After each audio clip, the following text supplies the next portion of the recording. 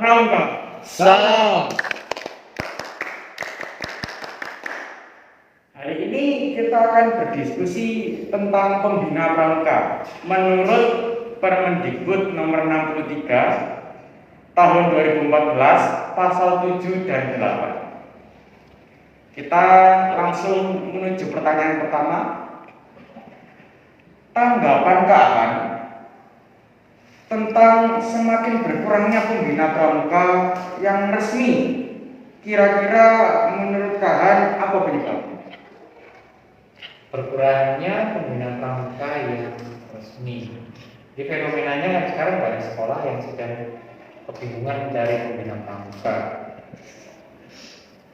Karena sebetulnya kalau menurut Permendikbud nomor 63 ini di pasal 7 ayat kedua atau butir kedua mengatakan seperti ini, pembina pramuka sebagaimana dimaksud pada ayat 1 adalah guru kelas atau guru mata pelajaran yang telah memperoleh sertifikat paling rendah khusus materi dasar.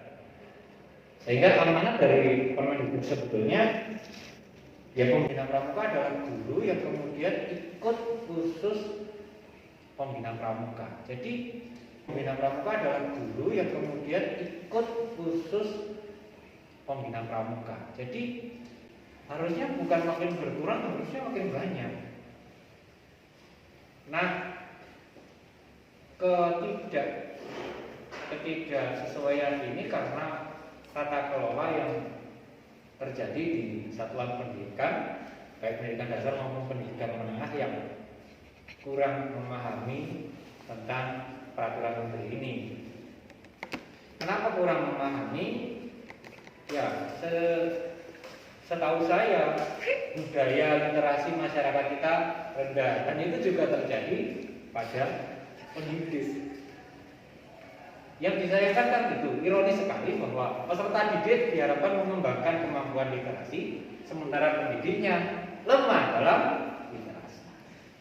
Saya rasa itu yang menyebabkan jadinya berkurang. Seharusnya bukan makin berkurang, harusnya makin bertambah. Kemudian tidak adanya kemauan dari guru di sekolah untuk mau ikut kursus mahir pembina pramuka. Beberapa di antaranya beralasan satu, saya tidak tahu pramuka, saya tidak bisa pramuka. Nah, kalau tidak tahu dan tidak bisa kan harusnya belajar, gitu kan? Kalau mau belajar pasti bisa. Ironis sekali ketika fenomena itu mengemuka bahkan sampai keluar dari pertanyaan sampaian hari ini kan saya juga loh sampai ke situ pertanyaannya gitu ya. Menarik sekali. Iya. Mungkin kita lanjut ke pertanyaan kedua. Menurut Kak, apakah menjadi seorang pembina pramuka itu susah? Susah bagi yang terpaksa, tapi akan menjadi menyenangkan bagi mereka yang terbiasa. Saya awal mula menjadi pembina pramuka di tahun 2013 karena waktu itu setiap satuan pendidikan, terutama yang saya tempati, itu harus mewajibkan mengirim 2 peserta KMB atau kursus mahir pembina pramuka tingkat dasar. Saya adalah orang terakhir yang ditawari untuk berangkat. Artinya apa? Orang-orang sebelum saya menolak. Yang masih punya anak kecil, yang masih ada kegiatan lain, karena itu harus ditinggalkan selama 1 minggu. Akhirnya saya waktu itu belum punya seragam pramuka, jadi berangkat kursus baru beli seragam pramuka. Jadi saya hari pertama kursus itu seragam pramuka saya seragam baru, masih bau gudang toko gitu ya, belum dicuci juga. Jadi sekalian cuci pertamanya di hari ke-7. Jadi di peringatan 7 hari seragam saya dicuci karena sudah ada daki-daki dan sebagainya. Itu. Pertanyaan nomor 3 nih Kak Ran. Pada Permendikbud nomor 63 tahun 2014 kan disebutkan bahwa pendidikan kepramukaan wajib merujuk pada pedoman penyelenggaraan pendidikan kepramukaan. Sebenarnya apa sih pedoman ini? Bagaimana contoh penyelenggaraannya? Ya, tadi di lampiran Permendikbud itu, jadi setelah turun surat peraturan menteri itu ada lampirannya. Lampirannya adalah prosedur operasi standar. Jadi tata laksana penyelenggaraan ekstrakurikuler wajib kepramukaan.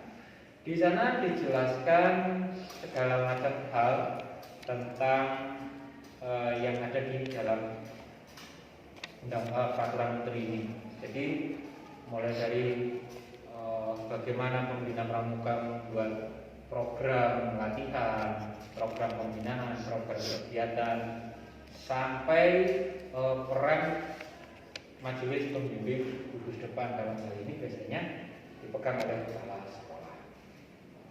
Nah, dengan berpedoman pada prosedur operasi standar ini diharapkan pembinaan kepramukaan di satuan pendidikan dalam hal ini sekolah itu bisa berjalan efektif sesuai dengan koridor yang ditetapkan, sehingga hasil outputnya itu bisa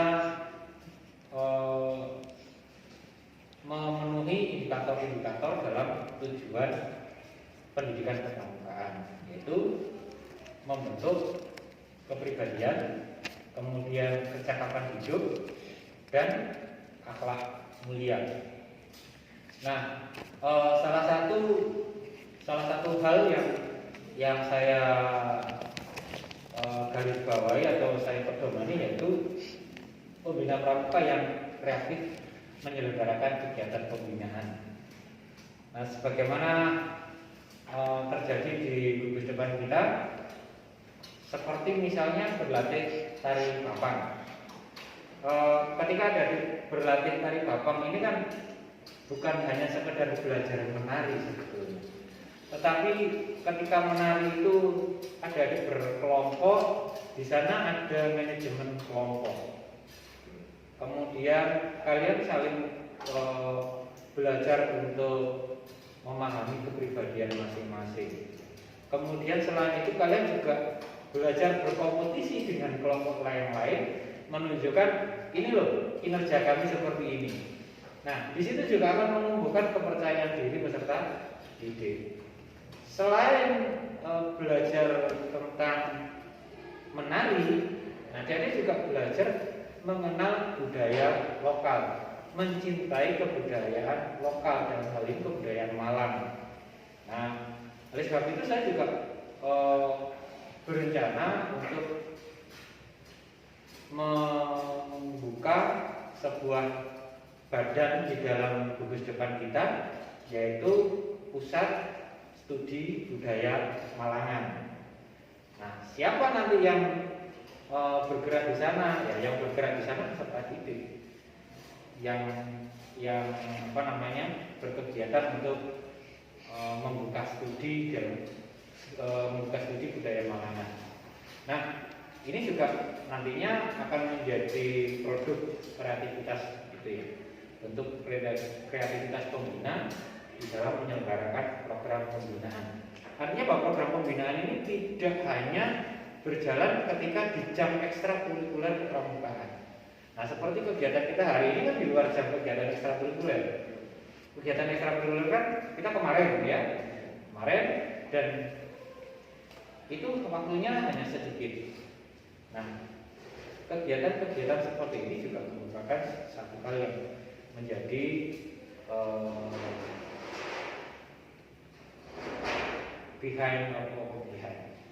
out of the book gitu ya. Jadi sekali-sekali kita harus bisa mengadakan kegiatan yang kesannya out of the book. Ya, meskipun harus sesuai dengan pos gitu ya, tetapi kan pos ini tidak menutup, tapi pos ini justru membuka peluang bagi pembina untuk memajukan diri berkreatif dalam menyelenggarakan kegiatan untuk peserta didiknya. Apakah itu melelahkan? Iya. Kalau dikerjakan dengan mengeluh, tapi akan menyenangkan kalau dikerjakan dengan suka. Kita lanjut ke pertanyaan yang keempat ya Kak Anja. Tadi kan saat podcast sebelumnya itu disebutkan bagaimana para pembina pramuka tidak diizinkan, mengapa ini peserta didik itu dilarang mengikuti kegiatan pramuka oleh orang tuanya karena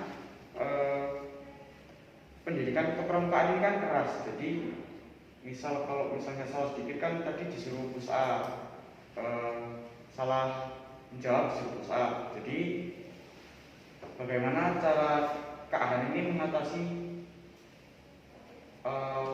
orang tua peserta didik yang seperti itu? Ya, jadi ini mungkin ada pengalaman di masa lalu dengan orang tua peserta didik ketika mereka sekolah. Mungkin mereka mengikuti kegiatan pramukaan waktu itu di Penegak. Memang kegiatan Penegak berat. Ada mountaineering, tapi itu ada kegiatan-kegiatan di luar kegiatan-kegiatan outbound sebetulnya yang harusnya menyenangkan. Tetapi karena ketidakpahaman pembina bagaimana menyelenggarakan pembinaan, akhirnya mereka mengatasnamakan disiplin gitu ya. Ketika peserta didik melakukan kesalahan, ya namanya sebuah kesalahan harus ada konsekuensi. Tetapi pemberian konsekuensi ini tidak memperhatikan kondisi peserta didik. Kalau misalnya push up 5-10 kali untuk penggalang, saya rasa itu wajar. Tapi kalau push up-nya sampai 50 kali atau sampai 100 kali, yaitu namanya penganiayaan. Kalau 5-10 kan olahraga ya. Kalau sampai 100 akan berbeda ketika itu terjadi untuk usia penegak atau pandega, karena fisik mereka sudah kuat, gitu kan. Saya rasa tidak akan bermasalah. Apalagi bagi mereka yang sudah tergabung atau mengikuti ekstrakurikuler lain, misalnya bela diri, gitu kan. Mereka yang bela diri kan harus memiliki kekuatan fisik. Saya rasa itu tidak bermasalah. Memang dalam kepramukaan itu ada 5 aspek pengembangan ya. Ada spiritual, emosional, kemudian sosial, intelektual, dan fisik. Jadi fisik ini dikembangkan terakhir gitu ya. Jadi prioritas terakhir sebenarnya. Apakah prioritas terakhir? Mungkin iya. Jadi karena disebutkan seperti itu tadi, yang awal spiritual. Jadi ketika spiritualnya sudah dibangun dengan baik, baru kemudian ke emosional. Setelah emosionalnya jadi, dikembangkan sosialnya. Nah, dalam perkembangan sosial ini kan peserta didik butuh yang namanya kemampuan intelektual. Kita nggak mungkin bersosialisasi tanpa pengetahuan, gitu ya. Ngomong tapi nggak tahu apa yang diomongin kan begitu. Kemudian yang terakhir adalah pengembangan visi. Jadi satu hal yang perlu dipahami oleh orang tua maupun peserta didik bahwa sebetulnya kegiatan pramukaan bukanlah kegiatan yang harus menguras banyak energi dan kemudian melelahkan, karena sekalipun itu kegiatan perkemahan dan ada jelajah medan dan sebagainya, di sana juga dijadwalkan waktu untuk istirahat.